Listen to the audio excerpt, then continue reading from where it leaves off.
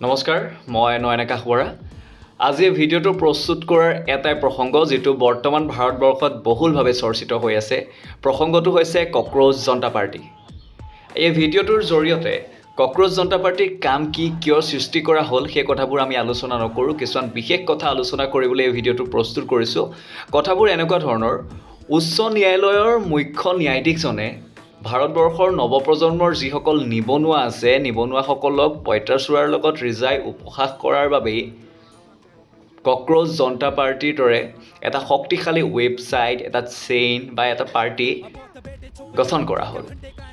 এতিয়া কথাটো হ'ল, যিসকলে ককৰোচ জনতা পাৰ্টিৰ দৰে এই ৱেবছাইট বা চেইন বা যিটো পাৰ্টি তেওঁলোকে আৰম্ভ কৰিলে, তেওঁলোকে কথাবোৰ গাম্ভীৰ্যপূৰ্ণভাৱে লৈছে বুলি তেওঁলোকৰ পোষ্ট আৰু বৰ্তমান যিসকল ভিডিঅ' আহিছে সেইবোৰত আমাৰ পৰিলক্ষিত হৈছে।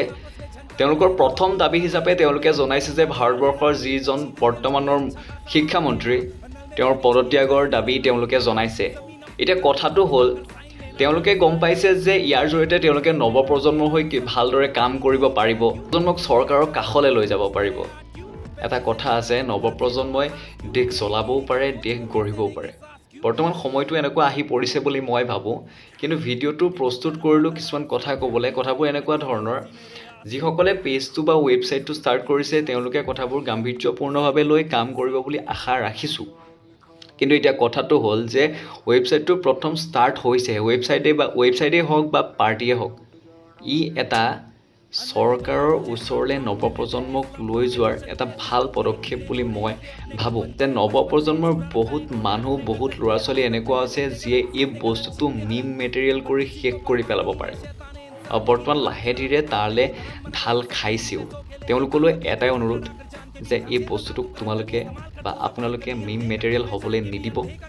ইয়াক এটা শক্তিশালী পদক্ষেপ হিচাপে আপোনালোকে লওক আৰু শক্তিশালীভাৱে কাম কৰিবলৈ আপোনালোকেও অনুপ্ৰেৰণা দিয়ক, আপোনালোকেও সহযোগ কৰক। আপোনালোকৰ যিসমূহ দাবী আছে চৰকাৰক লৈ, নৱপ্ৰজন্মই কি ফেচ কৰি থাকিব লগা হৈছে বৰ্তমান, আপোনালোকে এই প্লেটফৰ্মটোক এটা শক্তিশালী প্লেটফৰ্ম হিচাপে লওক। মিম মেটেৰিয়েল হৈ শেষ হৈ যাবলৈ কেতিয়াও নিদিব। এটাই অনুৰোধ যে শক্তিশালী ৰূপে ব্যৱহাৰ কৰক, কাৰণ চৰকাৰৰ ডিফল্ট বহুত আছে আৰু বৰ্তমান ভৱিষ্যততো বহুত থাকিব। নৱপ্ৰজন্মই মাত মাতিব পৰাকৈ এটা প্লেটফৰ্ম গঢ়ি ৰাখক।